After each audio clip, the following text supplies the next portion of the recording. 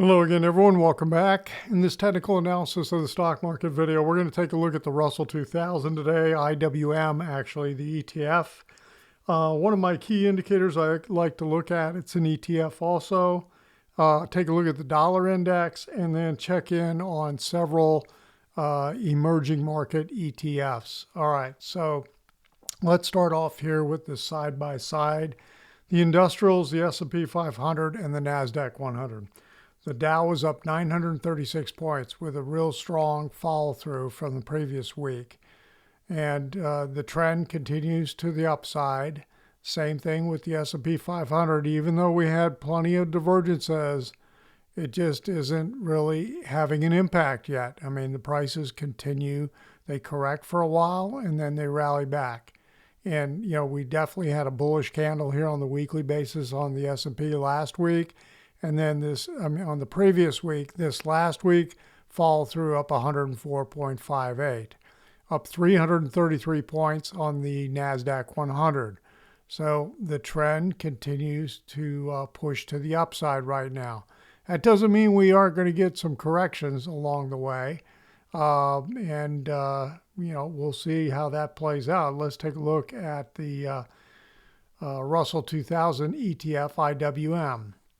Down 64 cents on Friday, but it looks like it's just clustering this last week. We had 4 days of trading. Monday was a holiday, but look at the really, really tight range on the week, up $3.23, but the range from high to low was $3.68. So pretty tight range, and that's the tightest week in quite a while.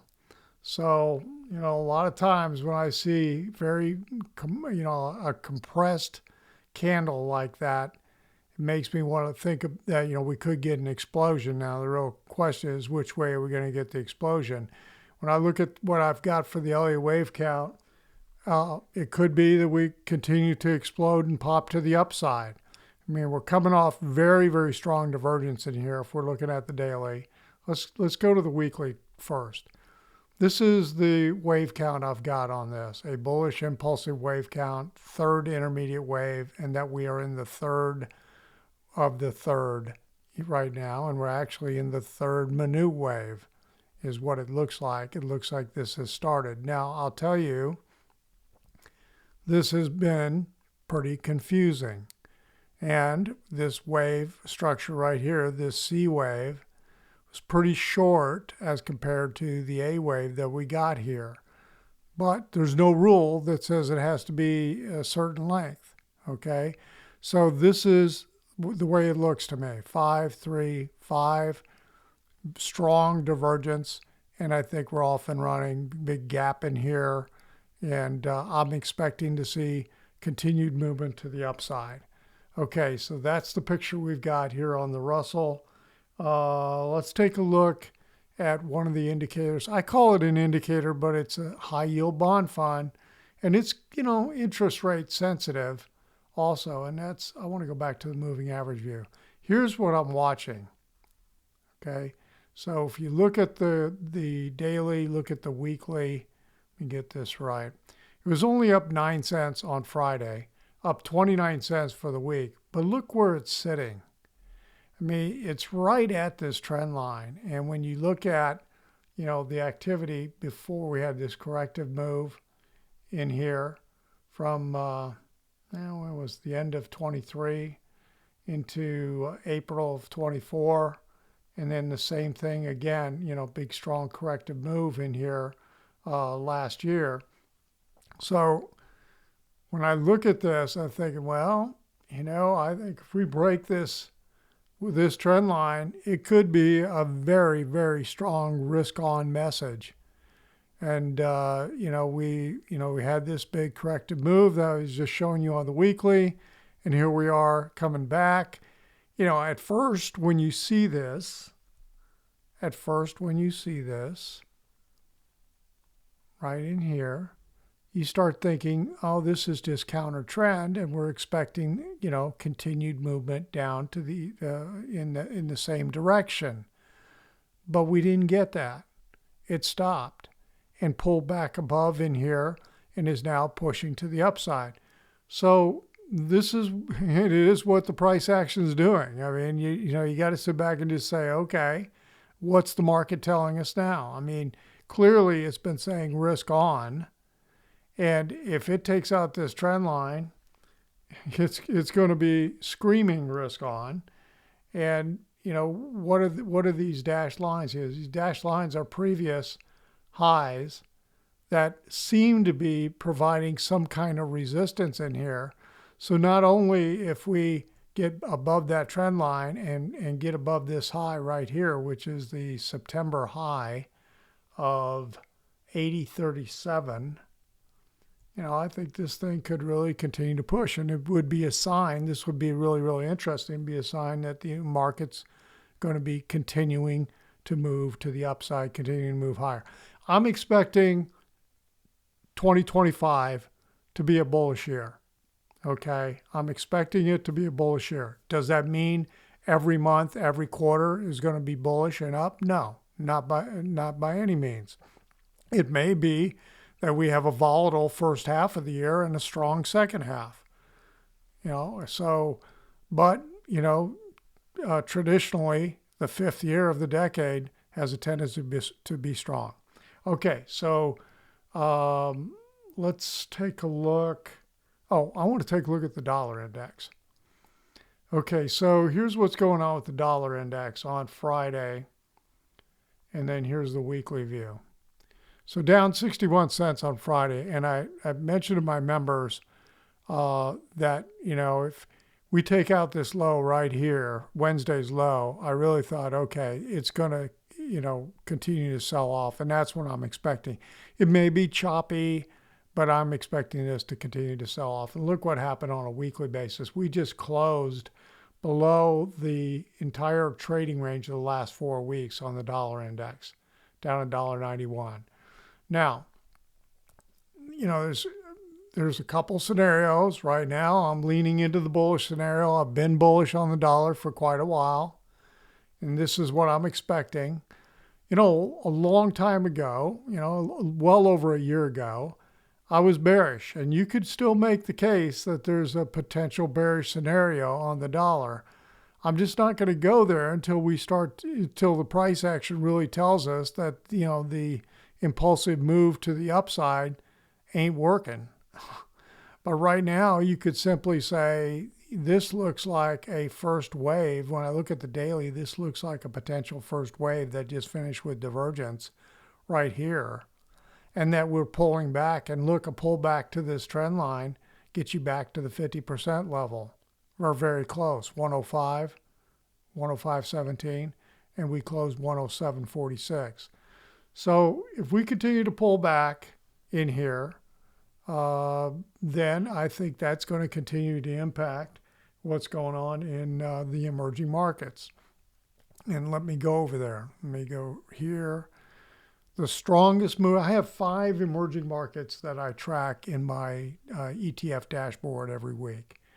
And the one that was the strongest mover this last week was the Brazil ETF, EWZ. So it was up 79 cents. That was 3.3%.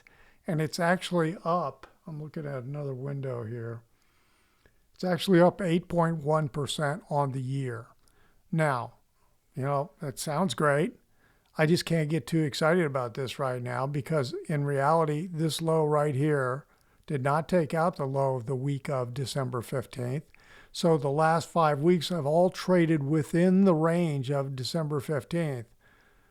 It got oversold severely. There's no divergence. It just, it's getting an interesting bounce right now. And we'll see what kind of follow through it continues to get. But right now, it's the leader. And the one that was the worst performer was INDA, India ETF. It was down 50 cents, but what is that? 1%. So it was down 1% on the week, and it's down 3.7% on the year. Okay, so here's where we close the year. Let's see, right here, December 31st. And you could see You can see how gappy it is on a daily basis. And here's the weekly chart. I mean, it just, it's in a pretty strong downtrend to the, right now it's kind of flipped back in October. And that's where we sit with INDA, the worst performer of the week, down 1%. Now, I'll tell you, China seems to be percolating. Okay, so the stocks are starting to bubble over there. Let's take a look at FXI. So I call this China Hong Kong because half the stocks in this ETF are large cap on the Hong Kong Stock Exchange, the Hang Seng Index or Hang Seng Exchange. So this right now was up 76 cents on Friday. Let's look at the weekly, up 91 cents. It was up 3% on the week. But look at the big week that it had the prior week. Pretty big move coming off of this. And the retracement's been pretty deep after this big move that we had in September, the middle to the end of September. And I was going to look at MSCI China ETF, same kind of thing, up 2.6%. And the KWEB, which is the China Internet, is up 3.9%. So now all of a sudden you get something like this. You see where it's closing. It just closed above the trading of the last 4 weeks. So pretty strong little bounce that's happening in here. If I go back over and take a look at the Shanghai Index, here's what's happening. Now, what I don't know, I think a lot of the exchanges and the country kind of shuts down for the Spring Festival and the Chinese New Year, which starts on the 29th, which is Wednesday, the new moon. So, so it's going to be, everything's going to go quiet, although the ADR, the Chinese stocks that are here in the United States trading, the ADRs are going to keep trading. And they're bubbling, believe me. They are getting active. But take a look at this retracement right here, this big move. Where did we go? Right to the 50% level, or pretty doggone close. Okay, so that's an interesting picture. I'll just leave you with that. Let me get rid of this for a minute.